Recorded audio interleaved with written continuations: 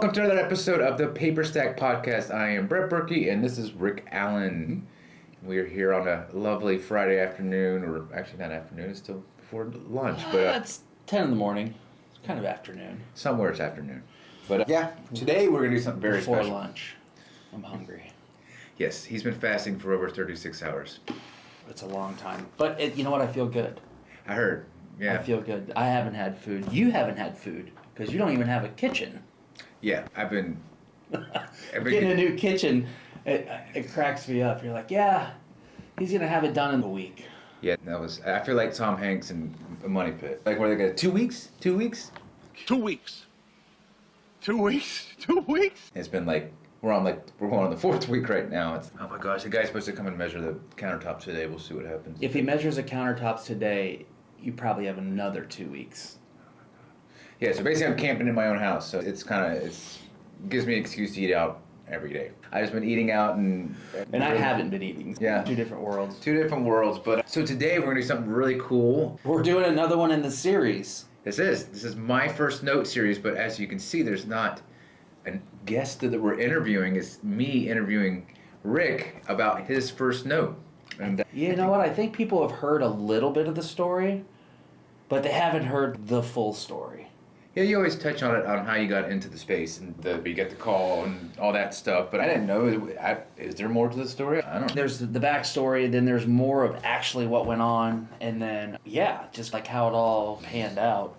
Yeah, start from the beginning. So I was just coming off of selling a company, leaving Investment Homes Direct. I had co-founded it with a couple other guys, and it was time to vacate that market. And so myself and TJ, we left and was going to play golf. And I had purchased we bought so many houses from bank agents, REO agents. Right. And so there was this one in particular agent Patrick, but we called him Bagel. He sold me a lot of REOs or foreclosures during the 2008 through 2012, even later on. And so he called me up and he said, hey, are you interested in buying a note? And I had looked at notes, and I had actually offered and had an offer on a note through a bank accepted at that point where the high school sits. Oh, yeah. That one, which people, I'm sure you've heard it. That's my too common mistake. I put an offer in with a small community bank on a note that was like 1.5 million, 1.6 million it was raw vacant land. And I think I offered $600,000, and they accepted it. And I was like, oh man, I don't have $600,000. I don't know what to do. Ended up passing. I just didn't put the deal together. Probably I could have. I had somebody say they would give me the money, but I didn't put the deal together. Fast forward, whenever it went through foreclosure a year later, I think the school board ended up buying it for $4 million, and that's where they put the high school. Yada yada, I messed that one up. Anyways, this guy calls me, my bank agent. He says, hey, are you interested in buying a note? I said, sure, I'll take a look at it. And it was a frame duplex in Winter Garden, Florida. It was on Park Street. And I was leaving the wholesale game that I sold my company and was doing the fix and flip stuff. And this was in an area that we had wholesaled a bunch of properties. So I knew the area. I knew Winter Garden pretty well. And it was something where we were selling wholesale properties for like high teens. If you got something in 19,000, 22, 21, it was going to sell quick. You're like, okay. So I was like, all right, sure, I'll take a look at it. So I went and looked at this property, and it was a frame duplex. Both sides, it was vacant, but both sides were packed with stuff. There was nobody living there, but both sides of the property were just trash. And wet. There was holes in the roof. Leak in the roof? It had been leaking in. Oh, geez. So it was like, I was like, oh my gosh, this thing is a disaster. So that was going to be like a full rehab? If I was going to rehab it, was going to be a full rehab. So I had... full rehab? I mean, we went by that house. It doesn't look like they did anything. You could put a roof on it and clean it up. Yeah. It was a frame house built in the 40s. Yeah. There's so much lipstick you can slap on that pig. Yeah. Anyways, I actually called a guy over. His name was Rishi. He was like Trinidad and Tobago guy. And he would do work for us, and he was looking at it, and he was like, oh man, it's going to take this much work to do it. And I was like, okay. So I called the agent. I said, look, I'll give him $8,000. And I'm on the phone with him saying $8,000, and the phone just starts getting loud, and I'm like holding it away. I'm like, oh my gosh. He's like letting me have it over the phone. He's like, oh no, you're talking 20, 21,000. That's just where it's gonna be. I'm like, dude, I'm not paying 20. He's like, maybe high teens. I go, tell him $8,000. So he goes, they're gonna yell at me. I was like, Bagel, just tell him $8,000, and I'll compensate you. I throw you $500 or something extra on whatever you're making off of it. He's like, all right. How much could you make it if you're only buying it for $8,000? Nothing, right? It's just I don't even know how he was going to get paid, because he was a real estate agent. They're selling the note, so I give him on the phone, and literally he calls me back like a half hour later, and he goes, they countered you at 8,400, and I go, 8,400. He goes, I can't believe they're taking it. I go, all right, yeah, I'll take it. Sold. And for me, I didn't know anything about notes. I knew about notes, but I didn't know anything about notes. And so I was just like, okay, so $8,400, we've got a price. And now I'm coming from the wholesale game, where I'm usually used to having 7 to 10 days to flip a contract or whatever. What are we gonna do with this? I was like, well, I don't even know. I was like, we probably have to just close on it. So I was like, okay, let's take a look at this and just do more research on it. So we started looking through public record, started looking at like the MLS, pulling up, say, what are the comps really in the area? Just doing, because I didn't expect to get it for 8. I gave him like the Bottom of the barrel. Hey, if I take it for this price, I'll do it. But yeah, not, because I was like, whatever. So I gave him that bottom of the barrel price. And I started looking at it, and I was like, okay, is there a foreclosure going on? I don't even know. I'm so early in my life. I don't even know anything about it. I don't know how to search any of this stuff. I don't know how to do any of that. Right? I don't know how to check. I knew the property appraiser's website, but I'm not like, okay, how do I go look at the comptroller's website, or go look at the county records, go look at the foreclosure courts? Oh, you never used to do that? No, I didn't really do that stuff. I just didn't do. I was buying right from REO agents as they were foreclosure. It was by the time it got to me. Oh, all that stuff had already. All been that done. stuff had been done. I didn't have to worry about it. We weren't really doing anything at the auction, so I wasn't having to do too much work. And any work I did do at the auction, I would just give it off to my title agent and say, "Here, tell me what's wrong with this." We went and started looking, and I was like, "Oh, look, the last person to." I pulled up the MLS history because I was a broker, and I'm like, the last person to sell the property was actually the owner. They were to sell it on the MLS. It was listed on the MLS. They were the selling agent. And I was like, oh, there's their contact information, which how hard is it to get somebody's cell phone number? It's not difficult. Right. You can skip trace them. At that time, I didn't do any skip tracing. So having a cell phone number readily right there, I was like, oh, perfect. There's a cell phone number. So I was like, make this happen. I'm going to call her up. So I called up the owner, who was the agent, and I was like, hey, I'm about to buy this note from this company, Condor Capital. And... Oh, you hadn't bought it yet. I literally had just had my offer accepted. I didn't even have a contract in my hand. Unbelievable. This guy, man. Oh my gosh. Okay. You don't know what you don't know. You should never do that. I didn't know, but I did that. And I called her up and I was like, I'm buying this property, this note. Are you interested in doing a deed in lieu of foreclosure? Because it was going for... It was a non-performing loan, so I knew about deed in lieu of foreclosures because I had gone through a foreclosure in 2008. Yeah. Whenever I started the company, interest rates, I was in the wash. So I knew about a deed in lieu of foreclosure. I knew it was an option to get out. I don't know how it works. You didn't do it? I didn't. No, I didn't know anything about it. I just let it go. I was just like, pride, whatever, got in the way. So I got in there and she's like, yeah, I have 5 foreclosures or 4 foreclosures going on. I don't need a 5th. I was like, oh, really? Cool. She's like, but I have a partner on this deal.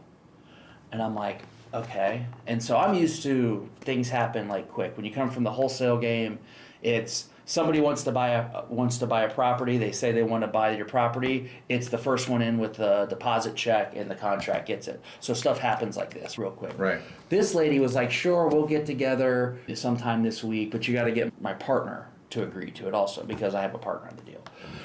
The partner was like, she was a traveling nurse or a nurse that I couldn't get a hold of her for an eternity, like 3 days. I couldn't get her on the phone. And finally I got her on the phone and she was like, yeah, I'd love to sign us over. Okay, so you got both to consent. I got both people to consent. And in the meantime, I signed the contract on it and they're like, how long do you need to fund? I was like, 5 days? And they're like, okay, 5 days. You got to fund this in 5 days. And I go, okay, perfect. I get everything literally lined up with the current owner and then her partner, and finally get a deed in lieu signed. I had to have an attorney. I was like, look, I need an attorney. I need a deed in lieu of foreclosure. They're going to sign it over to me, and then we're going to sell it. I go and I wire the money, right? And I list it for sale the same day. You didn't even own it yet. No. And then I go and I get You're listing it for sale on the MLS, and you don't even have. You're not even. I had a meeting that day to go get it. Wow. So I go and I get it. They both sign the deed in lieu. Okay. So we're done. I own the property, and I list it for sale. And the guy who was going to do the work, Rishi, was like, "I'll give you 19 grand." And I'm like, 19 grand's good. Yeah, double your money. Yeah, and I didn't have to do anything. And I was like, yeah, I think I'll take it. Let it sit for a couple days and see what happens. And immediately I started getting Offers. And he's, I'll do 22. Well, I'll do 24. And he starts trying, maybe I don't buy it and we'll just own it together and I'll do the work for free. And I'm like, holy cow.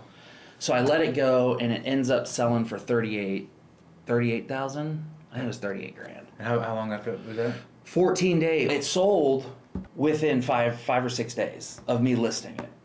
Just on MLS? Yeah, just on MLS. So I listed it for there. It sells in 5 or 6 days, highest and best. I get everybody in there. I get a cash offer, obviously, no financing, no inspection period. I just want it. Right. Close as fast as you can close. Did you sell to a flipper or? I don't even know who the hell I sold it to. I didn't care. I was like, holy cow, we got this. So I sent it off to the title company, and I'm like, hey, I just picked this thing up. I sold it. I'm ready to go. Yeah. And the title company runs title. They pull it back, and they're like, we got clean title. We're ready to go. You need to show me that you own the property. And I'm like, I got the deed in lieu here. She's like, she signed a deed in lieu, but there's a mortgage. Like, where's the assignment of mortgage assigning you the property? I'm like, what? What's an assignment of mortgage? I sent them the purchase agreement. Like, this is a purchase agreement. I'm like, so I had to call up the people who Condor, and I'm like, hey, where's the assignment of mortgage? They're like, it's in the collateral package. I'm like, where's that? They're like, it's in the collateral department. I was like, when do I get that? They're like, you'll get it in a couple weeks. And I'm like, no, I need that now. I sold the property already. Yeah. I took it back. I sold the property. And they're like, what? I'm like, it took me about 14 days from the time I sent the money out until they actually they sent me the collateral file. I took the collateral file to the title company because I didn't know what the hell to do with it. And I go, what do you need out of here? They're like, we need that. That's the assignment of mortgage. It shows that you're the mortgage holder. And I'm like, okay. And they're like, we're going to go ahead and record this. Then we'll record the satisfaction of lien and we'll do the closing. And so I had no idea what was... Satisfaction of lien. You had to satisfy the mortgage, right? Yeah. So they have to assign the mortgage Yeah. first into my name, and they record the assignment, which they had. Then they needed to write up a satisfaction because I had this person sign a deed in lieu of foreclosure. So they signed a deed in lieu of foreclosure, and yeah, everything just got recorded, kind of boom, all done. You're lucky you were doing this in Orange County, huh? Yeah. Because it might have been slower someplace else. It was in my backyard. You could get stuff recorded quicker if you walk right into the courthouse, or you walk Into the courthouse in Winter. Oh yeah, we walked not in Winter Garden, down Orange County. You walk to Orange County and you get stuff recorded. I didn't do any of that because I didn't know to do all that. I just had the deed in lieu of foreclosure, and I gave it to them. I said they signed this, so it was a total hack job of a deal. You could have done better. If you look at it, it was like it's the most efficient deal I've ever done. Yeah, but you sold it before you even had it. Yeah. That's pretty crazy. But it was one of those things where that was the first note. It was, we were in and out of it in 14 days. Bought it for $8,400. There was closing costs. There was like past utility liens. There was past, which I didn't realize that I was responsible for because I took over the property. There's past due taxes. Oh shoot! Really? Yeah, but the whole thing was like, I want to say it was like $3,300 and like stuff. So I think we were all in at 12 and change. So it was like whatever. For me, it was like, look, we bought it for, so we were into it for 12 and we sold it for 38 and we did it in 14 days. And you're like, wow, that was amazing. What was that return? I was like, enough. It was enough. I broke the calculator to where you're like, okay. So we immediately, TJ and I looked at it, so I was like, dude, that was great. And Patrick Begel actually ends up calling me 3 weeks later or whatever. He's like, how's that deal going? I was like, oh, dude, we're out of it. We sold it. He's like, what? I was like, yeah, we took it back, did this, and sold it. I was like, here's $500. Thanks for it. You got any more? Yeah. And he was like, I can call him. Before he could even call that seller, Condor, once you get Condor, they would buy $200 or $300 million worth, and then just like, how quickly can I send it out? They probably paid $2,000 for that loan. That's crazy. And they sold it to me. They made $6,000, and they did it in a month or two, 45 days. So as soon as you started buying from Condor, you're on Condor's list, and Condor will then flood the shit out of you. Right. And so they flooded me with stuff, and then once I bought enough, I got assigned somebody, an asset manager, and the asset manager would be like, Patrick Breimer, he called me all the time. I remember Patrick. Yeah. So Patrick called me all the time. He sold me a lot of stuff. So yeah, at that point, but once we did our first deal, we were like, that was easy. That was money. Let's do that again. But we first started calling around and we just started talking to people. How's business going? Because word got around by that point that we had sold, TJ and I had sold Investment Homes Direct. Yeah. So just started talking to people. Hey, how's it going? What are you up to? Fix and flip stuff, just rental, playing a little golf. Got a new kid. How about you guys? I don't know. I was thinking about playing with notes. You ever done anything with notes? They're like, what? What do you mean? They're like, no, we're just buying foreclosures. I'm like, oh, cool. Started asking around, and nobody was doing it. And so you got your own little honeypot. So we got this own little honeypot. So then it was just like, okay, let's buy. And so we just started buying. But that was, you look back on it, and you're like, holy cow, what all I did there that I would never do now. Like, how many laws did you break? Or... I don't know. Yeah, Dodd-Frank and like cooling off period and debt collecting. Oh, goodness, yeah. Reaching out to the borrower when I didn't own the loan and then have the permission from the seller. There was a lot. But if I didn't do that, we might not be having this podcast right now. That's very true. Yeah, wow. That's pretty interesting. That was the first successful note buy. There was you got a 2-for-1 there. There was the failed note buy that I never pulled the trigger on. That's a lot of money, especially you're younger like then. I know. You do those things when you're young. So yeah, because in case you screw up, you have enough time to recover. But it wasn't going to be my money. Like you're talking about the high school. The high school. It wasn't going to be my money. I had somebody that said they're like, yeah, I'll do it. But the guy, we had done some fix and flips with him when we had the wholesale company, and he was a builder, and we did a couple flips, and we managed it okay. Didn't manage the property like, the timeline wasn't the best, but we didn't manage it poorly. But he came in and he started showing up at the property, started talking to my guys that were doing the work. Next thing, he had all the money. Guy was a millionaire. Next thing you know, my guys are working for him, and he doesn't need me to bring him property anymore.